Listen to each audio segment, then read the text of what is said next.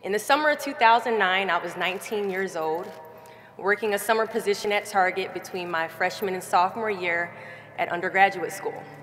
I was working in the women's clothing department, and I noticed a lady staring at me from across the aisle. I figured she probably had a few screws loose, so I attempted to ignore her very intense stares. She eventually manages to make her way a little bit closer and closer to me where I was working until she eventually walks up to me and says, "Hello." I say the famous Target quote, which is, "Hi, may I help you find something?" She then asks me, "Were you born in this country?" And I was immediately offended. And I said, "Yeah, I was born in this country." And then she says, "Do you have any kids?" I said, "No, I don't have any kids." She then asked me if I was married, and then I said, "No, ma'am, I am not married." She says, "How old are you?" I said, 19. "May I help you find something?" She then says, "You are the most beautiful girl I have seen." And I said, "Oh, thank you." I didn't work that much on my makeup, but I did the best I could, but thank you. And then she says, "I think you could be the next Miss USA." I'm in the Army, okay? We don't do pageants in the Army. She then asked me to meet her at Starbucks the very next day before my next shift at Target. And she just wanted to do a little bit of explaining when it comes to what pageants is. And apparently I was a pretty open-minded 19-year-old because I actually agreed to meet her the very next day. The next day she brought this foot-tall stack of pageant books and proceeds to convince me to enter into a state pageant 3 months later. For those who do not know, when it comes to Miss USA, you have to win your state first, okay? So 3 months later, I compete in my first pageant, and I lose.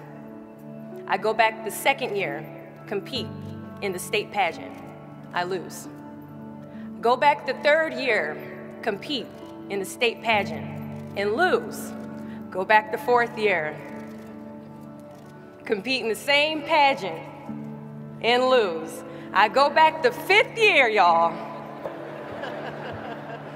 Compete in the state pageant and lose. But guess what? I go back the sixth year. Guess what happens? I lose. I called her on the phone and said, "You told me I could be the next Miss USA." And she says, "Deshauna, keep working, don't quit, keep going back." And in June of 2015, she passes away from leukemia. 6 months later, in December 2015, I win Miss District of Columbia, USA. In June of 2016, I become the first soldier to win Miss USA. At times, our purpose drops in our laps as if the heavens threw it by accident. Do not fear failure, but please be terrified of regret, as giving up is the birth of regret. After you walk out this door, you will receive 100 doors shut, slam in your face. You will have 100 moments that will be filled with someone telling you no, or telling you, "Thank you for your application, but we regret to inform you that we've chosen a different candidate for this job." You will sit in 100 different interviews and you will not get the job. The reality of life is that we will all hear more no's than we hear yeses.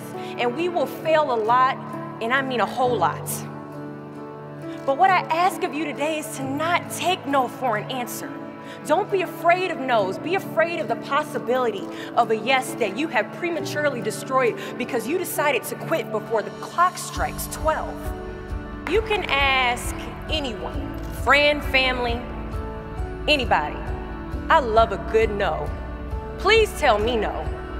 Telling me no is like adding fuel to a fire that is now set ablaze because of your single no. I love additional reasons to work harder. Please give me a reason.